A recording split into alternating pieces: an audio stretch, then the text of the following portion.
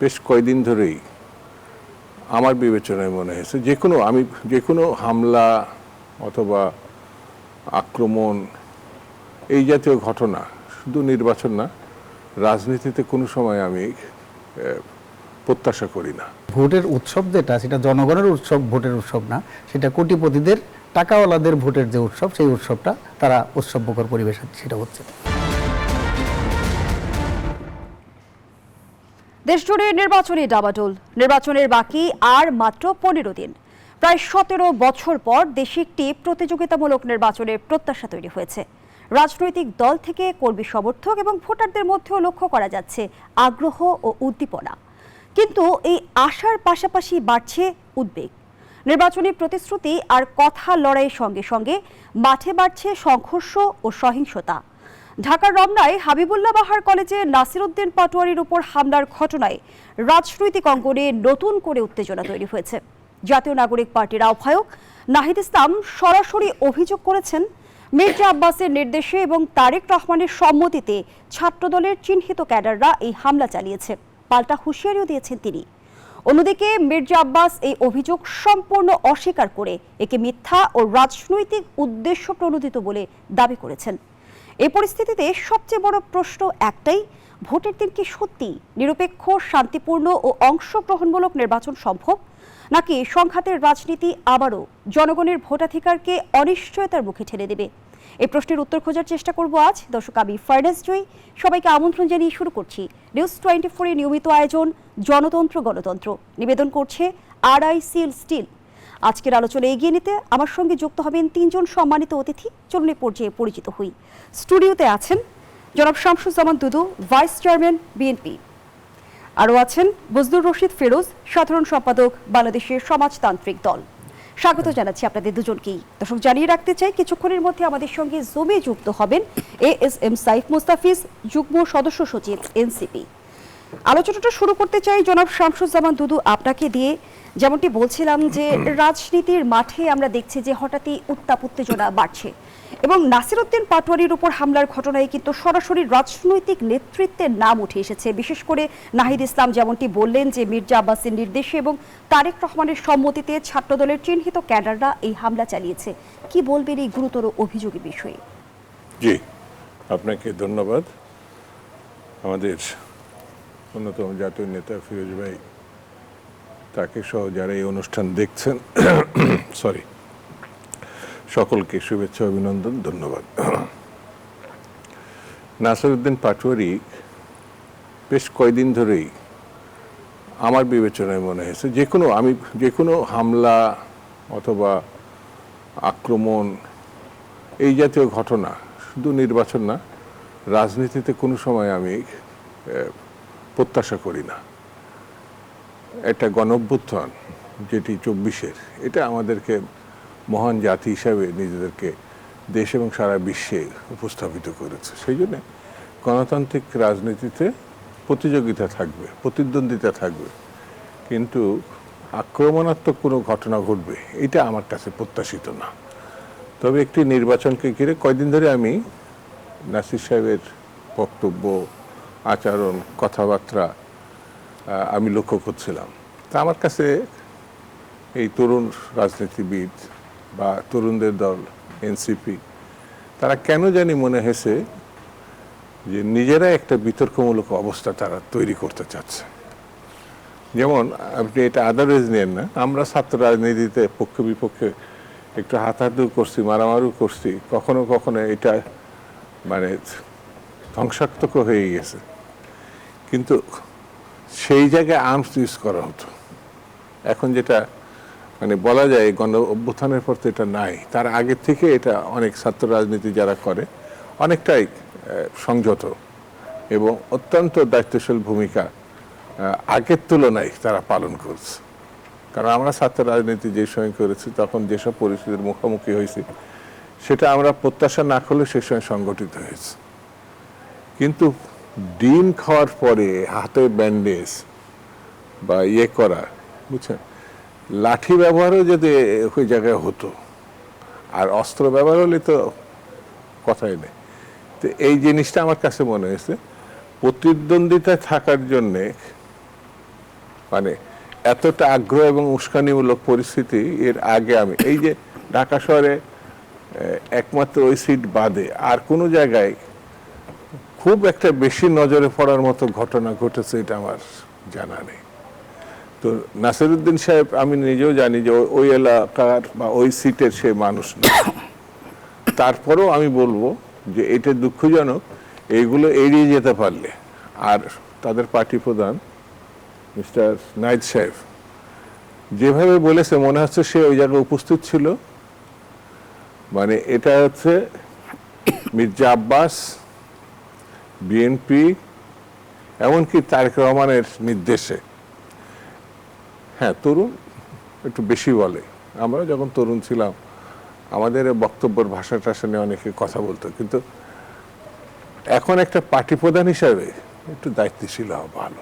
কিন্তু আপনি শুরুতেই বলছিলেন জনাব শামসুজ্জামান দুদু যে এনসিপি নিজেরা একটা বিতর্কিত পরিস্থিতি সৃষ্টির চেষ্টা করছে, এর পেছনে কি উদ্দেশ্য থাকতে পারে উদ্দেশ্য বলে মনে ফোকাসে করেন? আসা, আলোচনায় থাকা, আলোচনায় থাকা। কারণ ওই সিটে আমি এখন বলে যাই, মানে নাসিরউদ্দিন সাহেব জামানত রক্ষা করতে পারবে কিনা আমার সন্দেহ আছে। তো এতটা ওখানে যদি জামাতের সঙ্গে মির্জা আব্বাসের প্রতিদ্বন্দ্বিতাটা থাকতো তাহলেও আমি মনে করি তা একটা ঘটনা বটে। কিন্তু এই যে জিনিসটা ঘটেছে এটা ভাই দুঃখজনক। এটা নিয়ে এত শান্তিপূর্ণ এবং সুশৃঙ্খল নির্বাচন এখন উৎসাহ উদ্দীপনার সঙ্গে হচ্ছে, এটা মানে সামান্য ঘটনাকে যেভাবে সামনে নিয়ে এসে মনে হচ্ছে নির্বাচনই ভণ্ডুল করার লক্ষ্য। মির্জা আব্বাস কিসের জন্য করবেন এটা? তার সঙ্গে অতীতে যে নির্বাচনগুলো হয়েছে আর উনি যে বয়সে এসে এখন দাঁড়াইছে তার কোনো প্রয়োজন আছে নাকি? কিন্তু এর আগে আমরা দেখেছি বিভিন্ন ঘটনা ঘটলেই মির্জা আব্বাসকে কাঠগড়ায় দাঁড় করানো হচ্ছে, এর পেছনে বিশেষ কোনো উদ্দেশ্য বা কারণ আছে কি? ওই বিশেষ উদ্দেশ্য হচ্ছে নিজেকে একটু তুলে ধরা, নিজের মানে এটা ইলেকশন তো মানে একটু ফোকাসে থাকা, এটা আমার কাছে ধন্যবাদ জানাচ্ছি জনাব শামসুজ্জামান দুদু। জনাব বজলুর রশিদ ফিরোজ, একজন প্রার্থী প্রকাশ্যে বলছে নিরাপত্তা না পেলে মাঠে থাকার অর্থ নেই। এই ধরনের হামলার অভিযোগ কি প্রমাণ করে যে নির্বাচনের মাঠ এখনো সমতা ভিত্তিক নয়? সে সঙ্গে আরো একটি প্রসঙ্গ যুক্ত করি যে 17 বছর পর প্রতিযোগিতামূলক নির্বাচনের যে প্রত্যাশা জাতি করেছিল সেটি কি আসলে সংঘাতের রাজনীতির কাছে হার মানবে কিনা?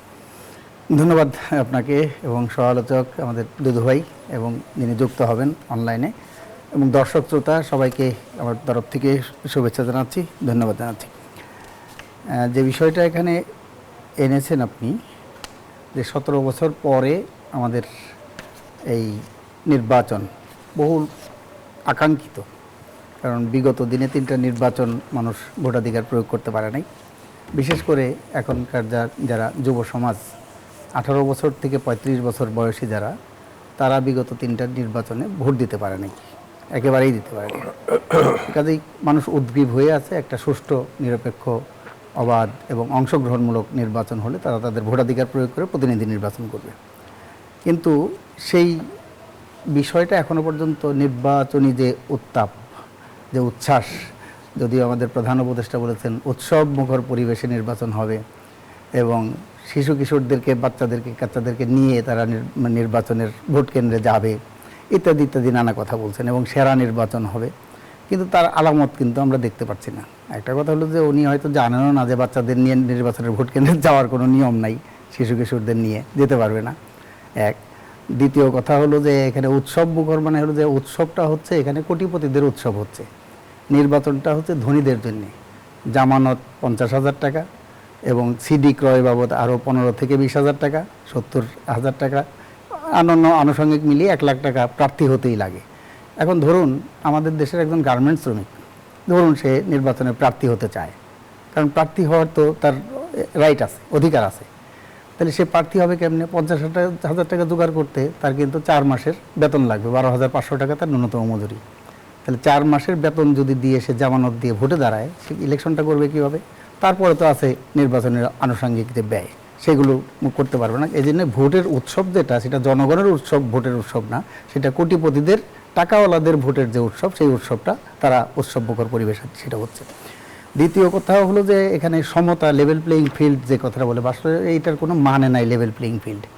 এরকম যেখানে কালো টাকার দৌরাত্ম্য আছে, যেখানে ঋণ খেলাপিরা এখানে প্রার্থী হচ্ছে, এই জায়গায় আসলে সমতার যে রাজনীতি সেটা নাই, লেভেল প্লেইং ফিল্ডের কোনো অবকাশই নাই, হবে না কোনো দিন যদি কালো টাকার দৌরাত্ম্য বন্ধ করতে না পারে, সাম্প্রদায়িক যে প্রচারণা সেগুলো বন্ধ না করতে পারে, পেশি শক্তির যে দৌরাত্ম্য সেটা যদি বন্ধ না করতে পারে। বাস্তবে একটু আগেই কথা বলছিলাম দুদু ভাইয়ের সাথে যে আমরা মনে হয় এই যে 15-17 বছর পরে আমরা একটা নির্বাচনে যাচ্ছি, সেই নির্বাচনটা কিন্তু পুরনো যে তারা নতুন বন্দোবস্তের স্লোগান দিচ্ছে, বাস্তবে নতুন বন্দোবস্ত না, এটা পুরনো বন্দোবস্তটাই আবারও ফিরে আসতেছে। এখানে নির্বাচনের সহিংসতা, খুন খারাপি শুরু থেকেই দেখেন, এর বিরুদ্ধে কিন্তু প্রশাসনের পক্ষ থেকে এবং আইন শৃঙ্খলা রক্ষাকারী বাহিনীর পক্ষ থেকে, নির্বাচন কমিশনের পক্ষ থেকেও তফসিল ঘোষণার পরে তারা কিন্তু কার্যকর কোনো উদ্যোগ গ্রহণ করতে পারেনি। শুরুতেই চট্টগ্রামে একজন প্রার্থী গুলিবিদ্ধ হয়েছেন, বিএনপির মনোনীত প্রার্থী, এবং তার 7 জন মারা গেছেন, এবং ওসমান হাদি মারা গেলেন। তারপর গত পরশুদিন, তার আগের দিন কেরানীগঞ্জে আমানুল্লাহ আমানের নির্বাচনী প্রচারণায় সেখানে একজন গুলিবিদ্ধ হয়ে মারা গেলেন। ফার্মগেটে একজন স্বেচ্ছাসেবক দলের সাবেক নেতা, তিনি মুসাব্বির, তিনি মৃত্যুবরণ। আমরা আমাদের স্বরাষ্ট্র উপদেষ্টাকে বলতে শুনি যে অস্ত্রগুলো লুট হয়েছিল এই গণ অভ্যুত্থানের সময়, থানা ভারী লুট হয়েছিল, সেই অস্ত্র উদ্ধার করতে পারে না। সে বলছে যে অস্ত্রগুলো নাকি খালে, বিলে, পুকুরে, নদীতে ফেলে দিয়েছে, কাজেই সেগুলো উদ্ধার করা যাচ্ছে না। আর তার কাছে নাকি কারা কথা দিয়েছে লুটপাটকারীরা যে এই অস্ত্র তারা এখানে অবৈধ যেগুলো অস্ত্র, লুটের অস্ত্র তারা ব্যবহার করবে না। এটার নিশ্চয়তা উনি কোথায় পেয়েছেন? এই ধরনের কথা যখন একদম প্রশাসনের কর্তা ব্যক্তিরা থাকে, মন্ত্রণালয়ের দায়িত্বপ্রাপ্ত ব্যক্তিরা বলে, তখন মানুষের মধ্যে একটা শঙ্কা, ভয়, ভীতি এগুলো বিরাজ করতে বাধ্য। এজন্য এটা তো আছেই। তারপরে ধরেন বিভিন্ন ধর্মীয় এবং জাতিগত সংখ্যালঘুর যে মানুষ, তারা কিন্তু এখনো নিরাপত্তাহীনতায় ভুগছে। তারা ভোট কেন্দ্রে যেতে পারবে কিনা, নিরাপদে ভোট দিতে পারবে কিনা পছন্দের ব্যক্তিকে, সেইটা কিন্তু তারা এখনো পর্যন্ত নিরাপত্তাহীনতার মধ্যে আছে। সেগুলো মানুষের যে ভয়, ভীতি, নিরাপত্তা, এটা নিশ্চিত করতে, দূর করে নিরাপত্তা নিশ্চিত করতে এখনো পর্যন্ত পারে না। তারই প্রকাশ কিন্তু এখানে বিভিন্ন ঘটছে। কিংবা আমরা যদি বলি যে কথা লড়াইয়ের রাজনীতি আমরা বিগত সময়ে দেখে অভ্যস্ত, কিন্তু সেই কথা লড়াই থেকে যদি সহিংসতার দিকে মোড় নেয়, সেটা কি নির্বাচন নিয়ে কোনো অনিশ্চয়তা তৈরি করে কিনা? একটা ধরুন যে নির্বাচন, বাংলাদেশে কোনো নির্বাচনই এই ধরনের সহিংসতা মুক্তভাবে হয় নাই। এখানে খুন খারাপি হয়েছে, এবং 2024 সালের নির্বাচন, একতরফা নির্বাচন যেটা আছে, আওয়ামী লীগের আমির নির্বাচন, সেই নির্বাচনেও কিন্তু খুন খারাপি হয়েছে। যে বাংলাদেশের ইতিহাসেই বিগত 12টা নির্বাচন যেটা হয়েছে, কোনো নির্বাচনই আসলে একদম শান্তিপূর্ণভাবে মানে অনুষ্ঠিত হয়েছে, এই ধরনের কোনো নজির নাই। কাজে এখানে হামলা, সহিংসতা, খুন খারাপি এগুলো হয়েছে। এটার মাত্রাগত যে পার্থক্য, সেই পার্থক্যটা আছে। আমরা আশা করেছিলাম, দেশবাসী আশা করেছিল যে 24-এর গণ অভ্যুত্থানের পরে মানুষের মানসিকতার মধ্যে একটা পরিবর্তন আসবে, তার সংস্কৃতির মধ্যে একটা পরিবর্তন আসবে, এবং এই ধরনের সহিংসতায় সেগুলো পরিহার করে একটা শান্তিপূর্ণভাবে আমরা আমাদের ভোটাধিকারটা প্রয়োগ করতে পারবো। কিন্তু দুর্ভাগ্যবশত সেই অবস্থাটা এখনো তৈরি হয় নাই, আমরা তৈরি করতে পারি নাই, এবং সরকার প্রশাসনের পক্ষ থেকেও, নির্বাচন কমিশনের পক্ষ থেকেও সেটা তৈরি করতে পারে নাই, ব্যর্থতার পরিচয় দিয়েছে। তাহলে কি আবারও 14, 18, 24-এর নির্বাচনের পুনরাবৃত্তি দেখবো আমরা? জনাব বজলুর রশিদ ফিরোজ, অতীতের বিতর্কিত নির্বাচনগুলো থেকে আমরা কি শিক্ষা নিতে পেরেছি? ত্রয়োদশ নির্বাচনে ঠিক কোন কোন পরিবর্তনগুলো আমরা বাস্তবায়ন করতে পারবো? ধন্যবাদ। আমরা আসলে জাতিগতভাবেই কিনা যে আমাদের যে অতীতের ভুলভ্রান্তি হয়, ঘাটতি, দুর্বলতা থাকে, সেইগুলো থেকে আমরা আসলে শিক্ষা নেই না কখনো। না নেওয়ার কারণেই একই রকম যে ঘটনা, সেই ঘটনার যে পুনরাবৃত্তি সেগুলো ঘটছে। আপনি এই বিরতির আগে প্রশ্ন করছিলেন যে আমরা কি তাহলে 14, 18, 24-এর নির্বাচনের মতোই ফিরে যাচ্ছি কিনা। আমি তো উল্টা প্রশ্ন করতে চাই যে আমাদের সরকার এবং নির্বাচন কমিশন, তারা কি আদৌ একটা সুষ্ঠু নির্বাচন করতে চায় কিনা? কিন্তু অন্তর্বর্তী সরকার শুরু থেকেই তো বলছে তারা ইতিহাসের সেরা নির্বাচন করতে চাইছে। সেইটাই, সেরা নির্বাচনের নমুনা তো আমরা দেখছি না, আমি আগেবারে একটু বললাম। এবং আমি তো প্রশ্ন করতে চাই, আমাদের সরকারের মনোযোগের কেন্দ্রবিন্দুটা কোথায়? নির্বাচনের দিকে যদিও তিনি বলে বেড়ান যে আমার সংস্কারের দিকে মনোযোগ, ম্যান্ডেট, বিচারের দিকে ম্যান্ডেট এবং নির্বাচন, কিন্তু আমি দেখতেছি মনোযোগটা অন্যদিকে। কোন দিকে মনোযোগ? এখন ধরেন আর মাত্র আপনি বললেন 15 দিন বাকি আছে নির্বাচনের। এই সরকারের মেয়াদ আর 15-20 দিনের বেশি নাই, কারণ পরের নির্বাচনের পরে নির্বাচিত সরকার, তারা যেদিন শপথ নেবে তারপর থেকেই তো নাই এই সরকার ক্ষমতায়। এই 15-20 দিনের মধ্যে সরকারের এত কি এমন জরুরি মানে প্রশ্ন আসলো, জরুরি বিষয় হলো, এটা না হলেই বাংলাদেশটা উচ্ছন্নে চলে যাবে। যে চট্টগ্রামের সবচেয়ে লাভজনক যে কন্টেইনার টার্মিনাল, নিউমোনিং কন্টেইনার টার্মিনাল, সেই টার্মিনালটা উনি ইজারা দেবেন। দুবাই ভিত্তিক যে ডিপি ওয়ার্ল্ড, সেটা শেখ হাসিনার সময় সেটার প্রক্রিয়া শুরু হয়েছিল, তিনি দিয়ে যেতে পারেন নাই। এখন এই অন্তর্বর্তীকালীন সরকার ফ্যাসিবাদের বিরুদ্ধে ক্রমাগত বলছে, কিন্তু ফ্যাসিবাদের রেখে যাওয়া যে পথ, সেই পথে উনি হাঁটছেন। সেই ডিপি ওয়ার্ল্ডকে এখানে আমাদের এই কন্টেইনার টার্মিনাল ইজারা দেবেন। এবং বলা হচ্ছে যে এটা নিয়ে হাইকোর্টে একটা মামলাও আছে, রিট আছে। সেই রিট চলমান থাকা অবস্থায় উনি 1 ফেব্রুয়ারিতে, শোনা যাচ্ছে একটা পত্রিকায় নিউজ এসেছে বণিক বার্তায়, যে 1 ফেব্রুয়ারিতে ইজারা চুক্তি সম্পাদন করার দিকে প্রস্তুতি নিয়ে এগুচ্ছে সরকার। তার মানে কি? তার মানে উনি নির্বাচনের দিকে মনোযোগ ওনার, নাকি এই পোর্টগুলো বিদেশি কোম্পানির কাছে ইজারা দেওয়াটা তার মনোযোগ? এর আগে লালদিয়াটা ডেনমার্কের কাছে দিয়েছে, সুইজারল্যান্ডের কাছে পানগাঁও কন্টেইনার টার্মিনাল এগুলো দিয়েছে। আমেরিকার সাথে নন ডিসক্লোজার এগ্রিমেন্ট করেছে, যার ফলে বাইরের বাজারে, আন্তর্জাতিক বাজারে গমের দাম যখন যে পরিমাণ আছে, তার থেকে 9,000 টাকা বেশি দিয়ে আমাদের কিন্তু এই গম কিনতে হচ্ছে আমেরিকা থেকে, তাদের ওই নন ডিসক্লোজার এগ্রিমেন্টের। এলএনজি কুয়েত কাতার থেকে প্রতিযোগিতামূলক বাজারে সেখান থেকে না কিনে আমেরিকা থেকে সেখান থেকে কিনতে হবে।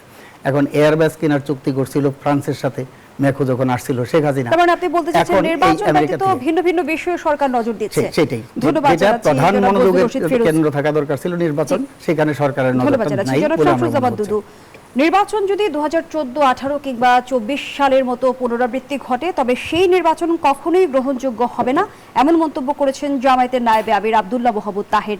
তিনি আরো বলেছেন, কেউ যদি অন্যায়ভাবে ক্ষমতায় যাওয়ার চিন্তা করে, তবে তা দুঃস্বপ্নই থেকে যাবে। জনগণ পুনরায় তাদের প্রতিরোধ করবে এবং আন্দোলনের মাধ্যমে সেই শক্তির পতন ঘটাবে। কারা আসলে অন্যায়ভাবে ক্ষমতায় যাওয়ার চিন্তা করছে, তিনি কাদের ইঙ্গিত করছেন? আমি ঠিক বুঝি না, মানে জামাত বা তার আমি যেসব কথা বলে, মানে কাকে উদ্দেশ্য করে? আমার মনে হয় ডাক্তার নাহলে কবি হলে ভালো হতো। এটা সরাসরি বলতে পারে যে এই শক্তি, এই দল, এই গোষ্ঠী, তাহলে জিনিসগুলো বোঝা ভালো হতো। যেমন আপনিও বলতে পারছেন না, সেই শক্তি আপনি প্রশ্নও করছেন।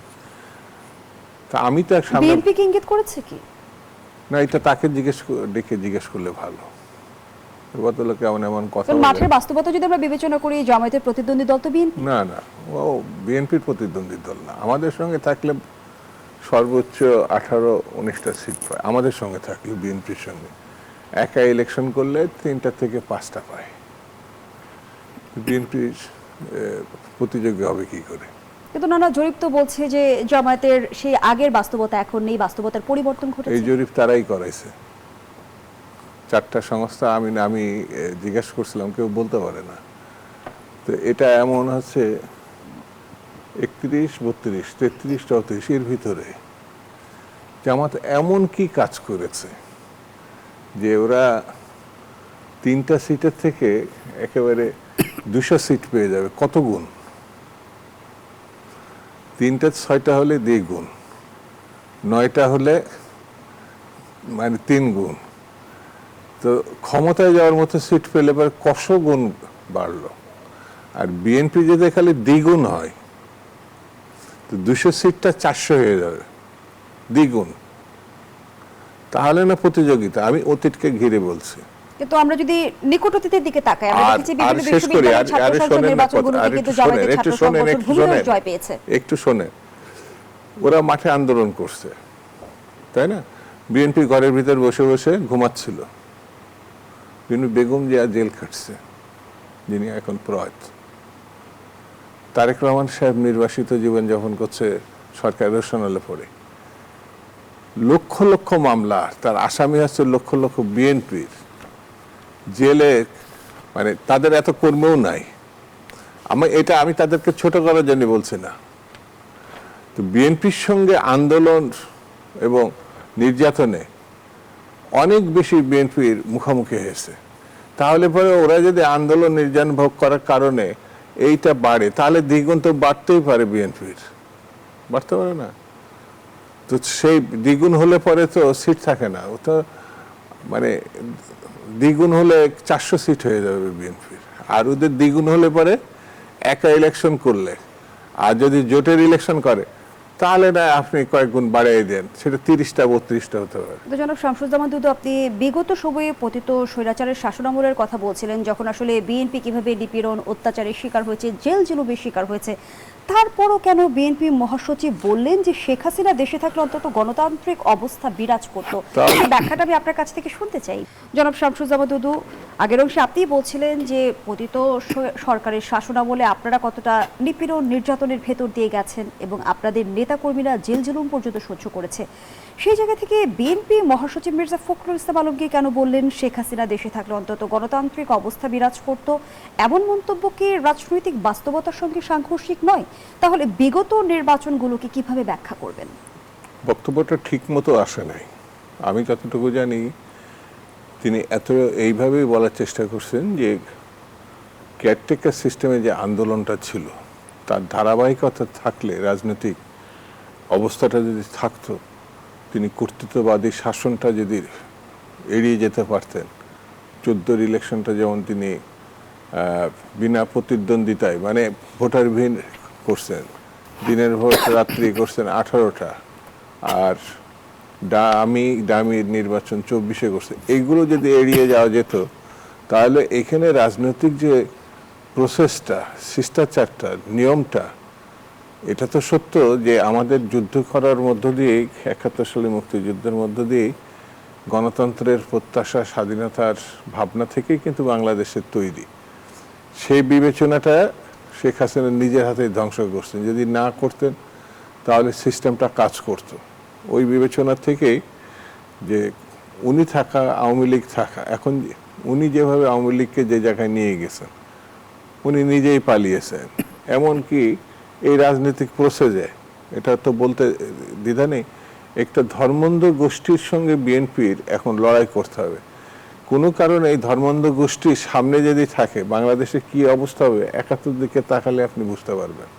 71-এ যারা মুখোশধারী, যারা নীতির কথা, আদর্শের কথা থেকেও বেশি ধর্মকে নিয়ে ব্যবসা করে, সে অবস্থাটা কে সৃষ্টি করছে? এই আওয়ামী লীগ, এই হাসিনা। মানে এমন একটা প্রসেসের মধ্যে মানে একটা দলকে নিয়ে গেছে। হ্যাঁ, প্রতিদ্বন্দ্বিতা থাকবে না কেন? রাজনীতির গণতান্ত্রিক ব্যবস্থা বিশ্বাস করলে আপনাকে নির্বাচনটাকে অ্যাকসেপ্ট করতে হবে। কিন্তু জনাব শামসুজ্জামান দুদু, এই যে ধর্ম কিংবা স্বাধীনতা বিরোধী বনাম গণতন্ত্র যে বাইনারি আমরা দেখছি, সেটি কি শুধুই নির্বাচন কেন্দ্রিক? না না, শুধু নির্বাচন হবে কেন? এই জায়গাটায় যে প্র্যাকটিসটা আসছে, এটা তো বাংলাদেশ সৃষ্টির সময় থেকে আসছে তাও না। এটা পাকিস্তান আন্দোলনে এই দলটা তারও 3-4 বছর আগে প্রতিষ্ঠা করছিল মওদুদি সাহেব, মৌলানা মওদুদি। তারা পাকিস্তান আন্দোলনে ছিল না। তারা যেমন নির্বাচনে ভারতে, পাকিস্তানে, বাংলাদেশে 3টে সময় মানে কোনো জায়গায় উল্লেখ করার মতো নির্বাচনী ব্যবস্থায় তারা ছিল না। ঠিক তেমনি পাকিস্তানের যে আন্দোলন হয়েছিল সে সময়, এটা গণতান্ত্রিক আন্দোলন, এটা স্বাধীনতার আন্দোলনই বলবো আমি। সে আন্দোলন তারা ব্রিটিশের পক্ষ নিয়েছিল। বাংলাদেশের 71 সালে মুক্তিযুদ্ধের সময় আপনি দেখবেন সাধারণ একজন কৃষকও জানতো যে পাকিস্তান টিকবে না।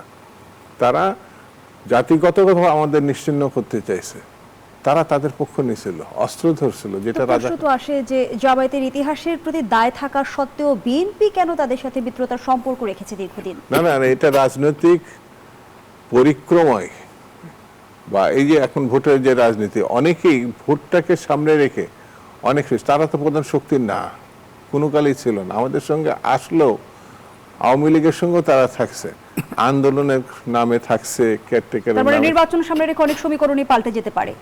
অনেক অনেক অনেক ধন্যবাদ জানাচ্ছি জনাব শামসুজ্জামান দুদু। জনাব বজলুর রশিদ ফিরোজ, ভারতে বসে প্রকাশ্যে ক্ষমতাচ্যুত প্রধানমন্ত্রী শেখ হাসিনাকে উস্কানিমূলক বক্তব্য দিতে দেয় বিস্ময় ও হতাশা প্রকাশ করেছে বাংলাদেশের পররাষ্ট্র মন্ত্রণালয়। তার এসব বক্তব্য বাংলাদেশের গণতন্ত্র ও নিরাপত্তার জন্য হুমকি বলে দাবি করা হয়েছে। অন্যদিকে আবার স্বরাষ্ট্র উপদেষ্টা বলেছেন দিল্লিতে শেখ হাসিনার বক্তব্যে বাংলাদেশে কোনো প্রভাব পড়বে না। যদি তাই হয় তাহলে পররাষ্ট্র মন্ত্রণালয় হতাশা প্রকাশ করে বিবৃতি কেন দিল? এটা ধরুন, এর মধ্য দিয়ে আমাদের যে অন্তর্বর্তীকালীন সরকার, তার যে দুর্বলতা এবং তার যে সমন্বয়হীনতা, 2 উপদেষ্টা এবং 2 মন্ত্রণালয়ের বক্তব্যের মধ্য দিয়ে এটা ফুটে উঠেছে। এবং সরকারের যে এই দুর্বলতা এবং সমন্বয়হীনতা, এটা জাতির জন্য খুবই দুঃখজনক এবং জনগণকে একটা আরও ভীতিকর যে পরিবেশ সেই পরিবেশের দিকে এটা ঠেলে দেওয়ার শামিল। তো সেই জন্য আমি বলছি যে শেখ হাসিনা কিন্তু একদম প্রথম দিন থেকেই ভারতে বসে নানা ধরনের যে বিবৃতি এগুলো প্রদান করছেন, এটা আজকে নতুন না। পালিয়ে যাওয়ার পর থেকেই এক এক সময়ে নানা সময় একদিকে ভারত বলছে যে বাংলাদেশে তারা গ্রহণযোগ্য নির্বাচন দেখতে চায়, আবার অন্যদিকে দেখা যাচ্ছে শেখ হাসিনাকে বক্তব্য বিবৃতি দেওয়ার সুযোগ করে দিচ্ছে। ভারতের এই দ্বৈত আচরণকে কিভাবে মূল্যায়ন করবেন? একটা ধরেন এক একটা দেশের এক এক ধরনের পররাষ্ট্র নীতি থাকে, আমাদের দেশের একরকম আছে, ভারতের একরকম আছে। এখন ভারত তার পররাষ্ট্র নীতি অনুযায়ী সে এখানে তার যে বক্তব্য বিবৃতি সেগুলো দেবে। এখন তাদের এই বক্তব্য বিবৃতি কোনটা যে তাদের মানে মূল বিষয়, সেটা কিন্তু বাংলাদেশের যারা সরকারে থাকে সেই সরকারকেই সেটা বিশ্লেষণ করার মধ্যে দিয়ে সেটা গ্রহণ এবং বর্জনের প্রক্রিয়া সেটা করতে হবে, দেখতে হবে। কিন্তু আমরা এক এক দেশ দেয়, আমরাও নানা সময়ে দিচ্ছি। ভারতের বর্তমান যে অবস্থান সেটি তাদের নিজস্ব স্বার্থ সংশ্লিষ্ট বটেই। অসংখ্য ধন্যবাদ জানাচ্ছি জনাব বজলুর রশিদ ফিরোজ, ধন্যবাদ জানাচ্ছি জনাব শামসুজ্জামান দুদু। আমরা আমাদের আয়োজনের একেবারে শেষ প্রান্তে, দর্শক এখানেই শেষ করছি জনতন্ত্র গণতন্ত্রের আজকের আয়োজন।